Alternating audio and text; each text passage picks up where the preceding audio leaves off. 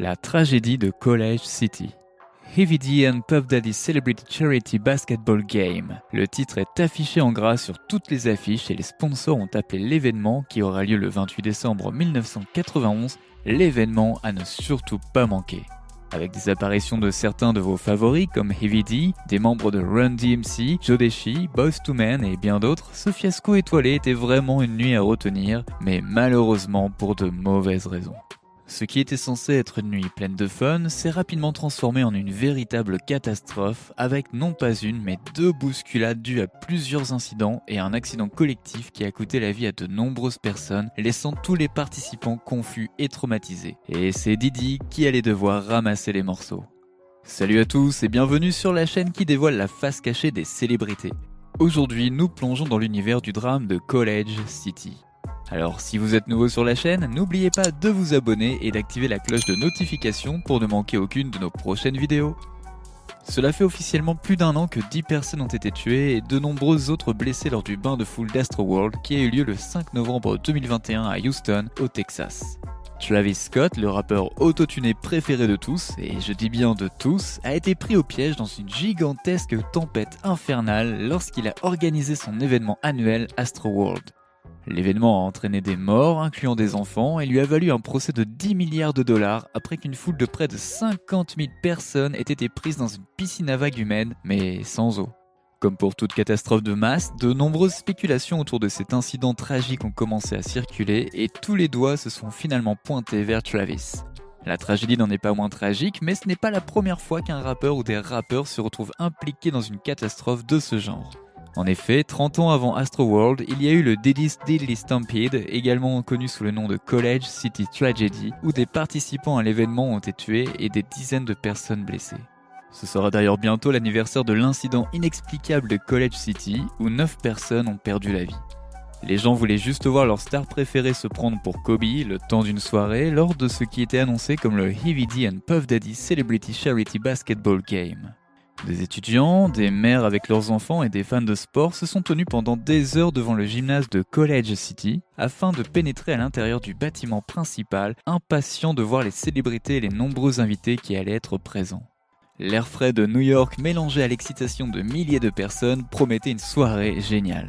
Séparés en deux files, une pour ceux qui avaient déjà acheté leur billet et une autre pour ceux qui n'en possédaient pas encore un, des dizaines d'agents de sécurité avaient été engagés pour surveiller la foule grandissante qui entourait progressivement les bâtiments du collège et débordait même sur la route. Tout semblait être sous contrôle jusqu'à ce que les deux files d'attente menant à l'événement se transforment en trois. La troisième, complètement désordonnée, est remplie de participants qui n'ont pas de billets et qui n'ont pas l'intention d'en obtenir un. Pendant ce temps, à l'intérieur du bâtiment, la foule se presse, impatiente de franchir les portes menant au Nat Holman Gymnasium où se trouvent les artistes. Quelques guichetiers sont sur place, jetant un coup d'œil rapide aux billets d'entrée achetés par les gens. Ceux qui s'occupent de collecter l'argent ne sont pas loin d'eux, incluant un inconnu, Diddy, ainsi qu'une femme nommée Jessica Rosenblum qui aurait été le manager de Diddy et d'autres artistes rap à cette époque. D'autres rapports prétendent que les deux étaient en couple, mais ce n'est pas le cas. Jessica, en mini-jupe, collectait les pièces de monnaie des gens aussi vite qu'elle le pouvait avant de remarquer que la foule s'énervait. Avant qu'elle ne se rende compte, l'enfer s'est déchaîné et une nuée d'enfants, d'adolescents et d'adultes surexcités se sont engouffrés dans le hall principal du bâtiment, descendant l'escalier étroit menant au gymnase. Avec une grande rapidité, Jessica a rassemblé l'argent, Diddy n'étant pas loin derrière elle, et ils ont dévalé les marches menant au gymnase en s'assurant de fermer la seule porte ouverte derrière eux, empêchant ainsi toute autre entrée à l'intérieur du gymnase. Mais ils étaient loin de se douter que ce serait la pire erreur à faire. Avant que le chaos n'éclate, Puffy avait engagé son équipe de sécurité habituelle, connue sous le nom de Slick and the Fam, composée de son garde du corps personnel de l'époque, Jane Deal. Avant l'événement, Diddy a fait savoir qu'il organisait le match de basket et qu'il avait besoin de Jane pour constituer son équipe de sécurité, ce que Jane a accepté. Rassemblant un total de 18 personnes, l'équipe était installée et prête à travailler le lendemain. Jusqu'à la toute dernière minute où Diddy a appelé Jane au téléphone pour lui demander de réduire le nombre de 18 à 8. Tu es sûr de toi ? Lui demande Jane. Face au changement abrupt de personnel de Diddy, c'était un sacré coup de pouce intuitif de la part de Jane que Diddy aurait probablement dû écouter. Néanmoins, les ordres de Diddy ont été suivis et les agents de sécurité sont venus sécuriser le bloc le jour du 28 décembre. D'autres services de sécurité avaient été prévus. Entre 50 et 60 agents de la police de New York, 38 agents de sécurité du campus de College City, des gardes privés engagés par les sponsors de l'événement, et Heavy D lui-même a fait appel au Fleet of Islam, la branche de sécurité de Nation of Islam.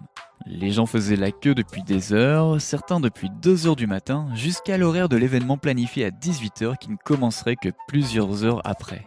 Lentement mais sûrement, 5 personnes à la fois sont autorisées à pénétrer à l'intérieur du bâtiment du collège afin d'être fouillées par les quelques fonctionnaires en poste, ce qui n'est pas du goût de la foule qui grossit de plus en plus à l'extérieur.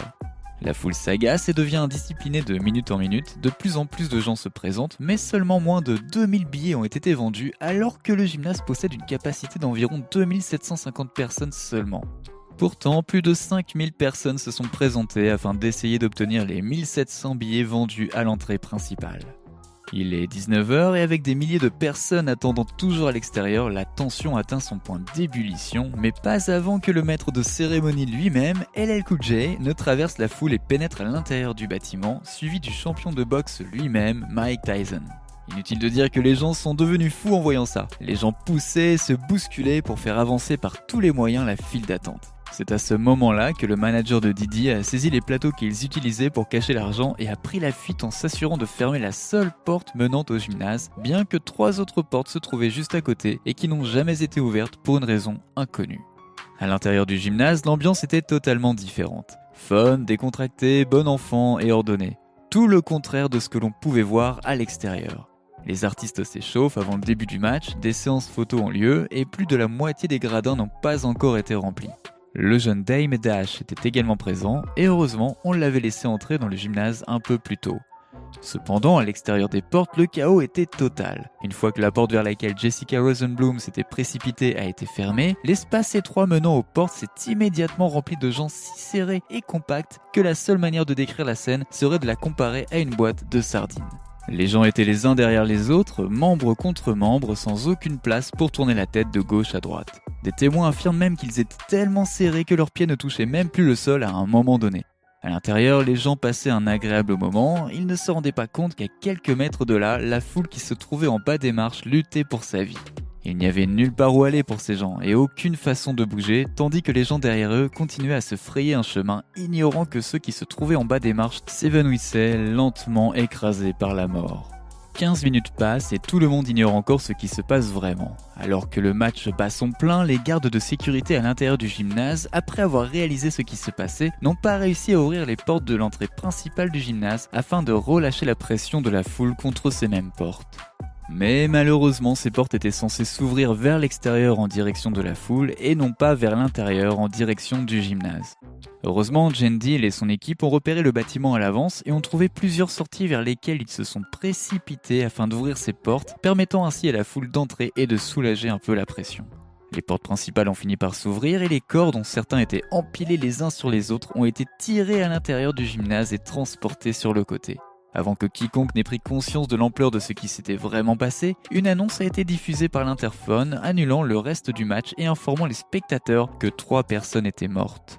Mais avant que les gradins ne se vident, une puissante explosion s'est fait entendre, déclenchant une nouvelle ruée, cette fois à l'intérieur du gymnase. Une panique totale s'est emparée de tout le gymnase. Les gens ont commencé à se pousser, les personnes en bas des gradins se faisaient piétiner, tandis que d'autres sautaient des gradins pour atterrir sur le sol du gymnase, piétinant encore plus les personnes qui se trouvaient en bas. Une survivante, Charmaine Jones, qui avait été prise dans la vague à l'extérieur du gymnase, se souvient d'avoir été poussée à travers une vitre qui a explosé sous la violence du choc. Elle découvrira plus tard que c'était cette explosion que les personnes à l'intérieur du gymnase ont pris pour des coups de feu. Elle et ses amis se sont stratégiquement cachés dans une cabine de toilette jusqu'à ce que la situation se calme. Avant le match, elle avait placé une mandarine dans la poche de sa veste et lorsque tout s'est calmé et que la voix a été dégagée, en souhaitant manger son fruit, Charmaine s'aperçut qu'il n'en restait plus que la peau tellement elle avait été écrasée. Pendant ce temps, d'autres personnes à l'intérieur et à l'extérieur du gymnase tentaient de porter les premiers secours en attendant l'arrivée des services médicaux d'urgence. Se frayant un chemin à travers l'avalanche de personnes, l'ambulancier Alan Melendez se souvient avoir dû attraper un homme au cou brisé pour le hisser contre un mur afin d'éviter qu'ils ne se fassent piétiner tous les deux. Un autre homme s'était cassé la jambe après avoir été poussé contre une table dans le hall de l'immeuble. Et là, vous devez vous demander où se trouvait Puffy dans tout ça, n'est-ce pas ? Eh bien, à part rassembler ses sacs d'argent et se faufiler à l'intérieur du gymnase avant que les choses ne se gâtent vraiment, une fois que les corps ont été transportés à l'intérieur, Didi se trouvait juste à côté d'eux en aidant ceux qui étaient dans le besoin et en essayant de donner les premiers soins en compagnie des services médicaux. Le rappeur Dougie Fresh, qui était également présent, est resté 3 heures après les faits pour s'occuper des personnes dans le besoin. Lorsque tout a été nettoyé, il a été déterminé que 8 personnes avaient perdu la vie et qu'une femme avait succombé à ses blessures le 1er janvier 1992. Les victimes étaient âgées de 15 à 28 ans. Jabal Renee, 15 ans, dont les parents ont fait de leur mieux pour la protéger des rues du Bronx. Leonard Nelson, 17 ans, un quarterback introverti et poli à souhait. Sonia Williams, 20 ans, étudiante en soins infirmiers, toujours prête à aider ceux qui en ont besoin et qui avait été plus attirée par le message de sensibilisation au sida du match que par le match lui-même. Dirk Swain, 20 ans, qui a survécu à une balle dans la tête 3 mois auparavant, était un passionné de basketball qui jouait souvent dans les parcs des environs et préparait une licence en 5 ans à l'université d'Hampton. Il prévoyait de reprendre ses études au début de l'année et devait subir une nouvelle opération pour sa blessure à la tête au printemps. Charisse Ann Noel, 26 ans, une fervente pratiquante.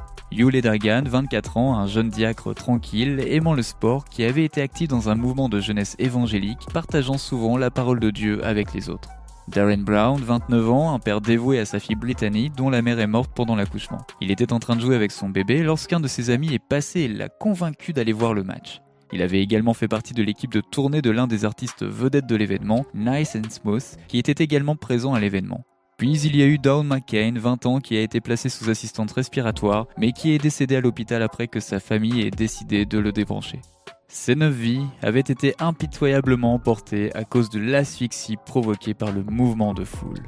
Parmi les morts, on comptait une femme enceinte qui s'était retrouvée coincée entre un panneau de verre brisé et qui se trouvait être la mère du rappeur Father MC. Malheureusement, elle et le bébé n'ont pas survécu.